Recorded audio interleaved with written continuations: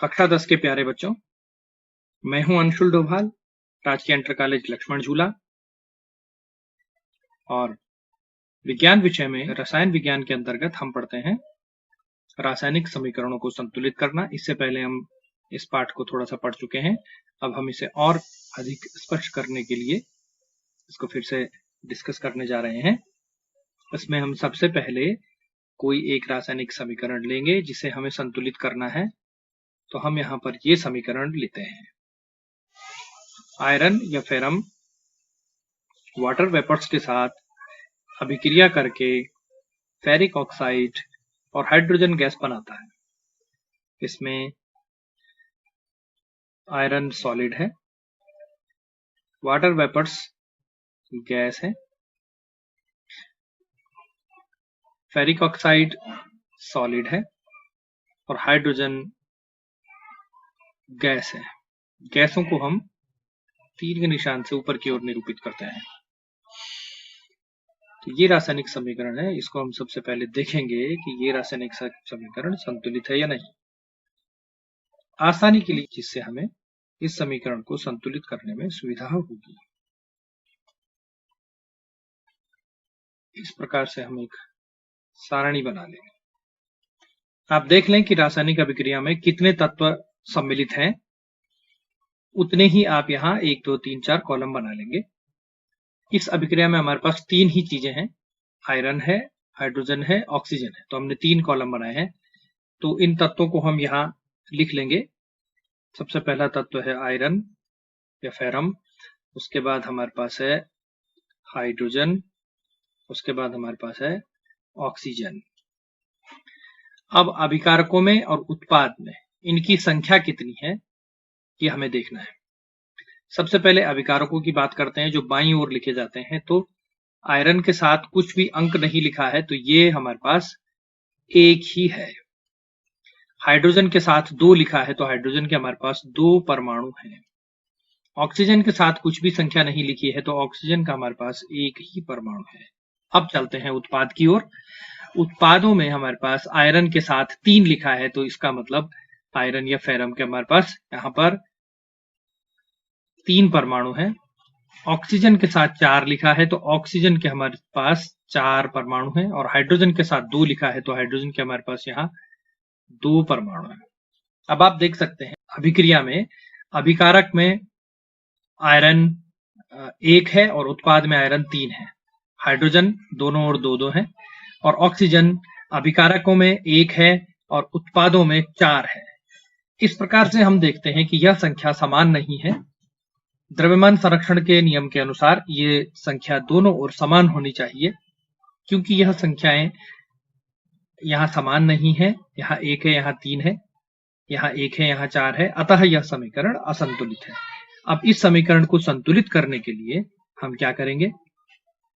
समीकरण को संतुलित करते समय हमने किसी भी अभिकारक या उत्पाद के रासायनिक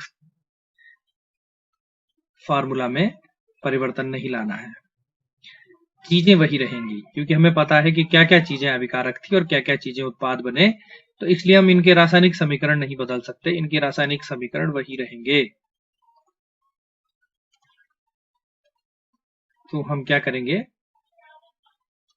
इनको हम बॉक्स में बंद कर देते हैं कि हमें इन्हें नहीं बदलना है।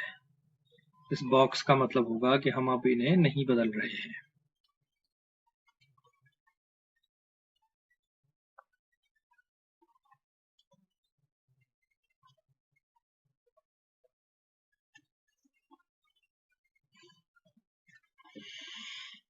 इस प्रकार हमने इनको बॉक्स के अंदर लिख लिया है। और अब हम क्या करेंगे, सुविधा के लिए हम क्या करते हैं कि जो तत्व सबसे ज्यादा मात्रा में है, यानी जिसके साथ सबसे ज्यादा संख्या लिखी हुई है, उस तत्व को हम पहले बैलेंस करने की, संतुलित करने की कोशिश करते हैं। तो यहाँ पर हाइड्रोजन 2 है, यहाँ पर आयरन 3 है, ऑक्सीजन 4 है, यहाँ पर हाइड्रोजन 2 है। तो ये ऑक्सीजन 4 है, तो हम सबसे पहले ऑक्सीजन को ही संतुलित करने की कोशिश करते हैं। तो इसके लिए हम क्या करेंगे, ये यहाँ 4 है उत्पाद में, और यहाँ एक ही है। तो प्रश्न उठता है कि ये 4 कैसे हुए, कहां से ये ऑक्सीजन के 3 अतिरिक्त आ गए। तब हम क्या करेंगे, इस पूरे यौगिक को, ये जो यौगिक है इसको हम 4 मात्रा में ले लेंगे। इसको 4 मात्रा में गुणा करने से क्या होगा कि ये ऑक्सीजन 1 है, 1 गुणा 4 बराबर 4 हो जाएगा। तो इसके अब हमारे पास यहाँ 4 ऑक्सीजन हो गए और हमारे पास यहाँ भी 4 ऑक्सीजन हो गए। तो हम इसको यहाँ ऑक्सीजन की संख्या में लिख सकते हैं। हमने इसके साथ 4 का गुणा किया है तो ऑक्सीजन हमारे पास 4 प्राप्त हो गए। अब हम क्या करेंगे, ऑक्सीजन के साथ, क्योंकि हमने इसे पूरे तत्व को 4 से गुणा किया है, तो ये हाइड्रोजन के साथ भी 4 का गुणा स्वतः ही हो जाएगा। तो हम देखते हैं कि हाइड्रोजन इस प्रकार से क्या हो गया, 4 दूनी 8 हो गया। तो यहां हाइड्रोजन 4 से गुणा करने से 8 मात्रा में हो गया है। इसके लिए फिर अब हमें क्या करना होगा, क्योंकि यहाँ ज्यादा हो गया है तो यहाँ भी इसको ज्यादा होना पड़ेगा। तो यहाँ हम इसको भी 4 कर देते हैं। इसको 4 करने से ये 4 दूनी 8, ये भी 8 हो गया है। तो हमने इसमें भी 4 का गुणा कर दिया है तो ये भी 8 हो गया है। अब इस प्रकार हमारा ऑक्सीजन और हाइड्रोजन, ये दो चीजें संतुलित हो गई। इन दो चीजों को संतुलित करने के बाद अब हमारे पास तीसरा क्या बचता है, आयरन बचता है, कि जो अभिकारक में 1 है और उत्पाद में 3 है। तो हमें फिर क्या करना होगा, यहां भी आयरन को 3 करना होगा, यानी 3 से गुणा करना होगा। 3 से गुणा करने पर यहाँ अभिकारक में 3 से गुणा किया है तो ये हो जाएगा अभिकारक में आयरन 3। अब आप देख सकते हैं अभिकारक में आयरन 3, उत्पाद में भी आयरन 3, अभिकारक में हाइड्रोजन 8, उत्पाद में भी हाइड्रोजन 8, और अभिकारक में ऑक्सीजन 4 और उत्पाद में भी ऑक्सीजन 4। इस प्रकार से हम देख सकते हैं कि यह रासायनिक समीकरण अब संतुलित हो गई है। तो अब हम इसके बॉक्स खोल लेंगे और इसके बॉक्स खोलने के बाद हम इस रासायनिक समीकरण को सही से लिख लेंगे। 3Fe प्लस 4H2O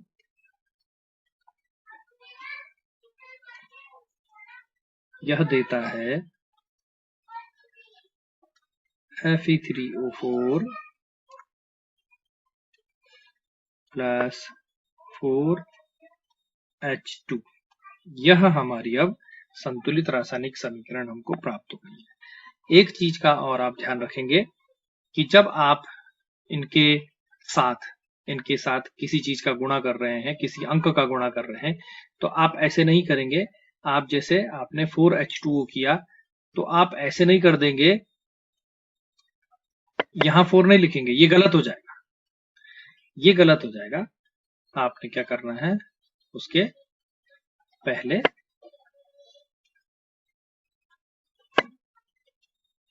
यानी कि उससे पहले वो संख्या लिखनी है जो आप बढ़ा रहे हैं या घटा रहे हैं, घटा बढ़ा रहे हैं, उसको आपने पहले लिखना है।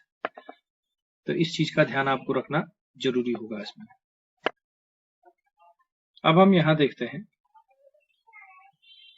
कि किस प्रकार से ये हमें प्राप्त हुआ है।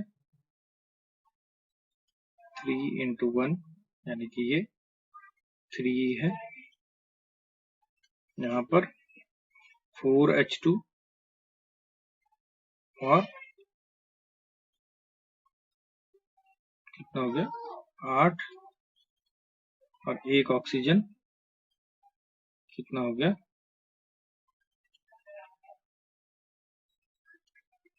ये 4 से गुणा करके 4। इस ओर हम देखेंगे 3 Fe के, ऑक्सीजन के 4 और हाइड्रोजन के 8 परमाणु। इस प्रकार हम देख रहे हैं तो 8 और 3 11 और 4 कुल मिलाकर 15 परमाणु इस ओर भाग ले रहे हैं, और इस ओर जो बन रहे हैं वो बन रहे हैं 3 और 4 7 और 8 15 परमाणु। तो इस प्रकार से आपने देखा कि दोनों ओर भाग लेने वाले और माने अभिकारकों की और उत्पादों में परमाणुओं की संख्या बराबर रही, ये अपरिवर्तित रही। तो द्रव्यमान संरक्षण के नियम के अनुसार किसी अभिक्रिया में किसी रासायनिक अभिक्रिया के पहले अभिकारक एवं उसके बाद, किसके बाद? अभिक्रिया के बाद। उसके बाद यानी उत्पाद, बाद में क्या होता है? उत्पाद होता है। प्रत्येक पदार्थ, जितने पदार्थ यहाँ सम्मिलित हुए और बने, पदार्थ के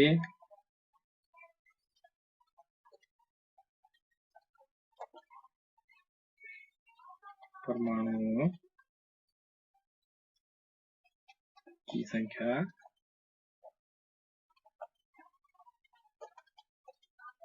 बराबर होनी चाहिए या बराबर रहती है।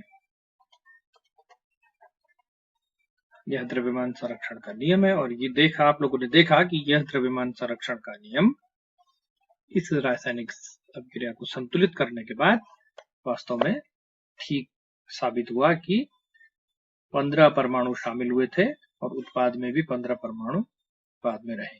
इसको ही हम रासायनिक समीकरण को संतुलित करना कहते हैं।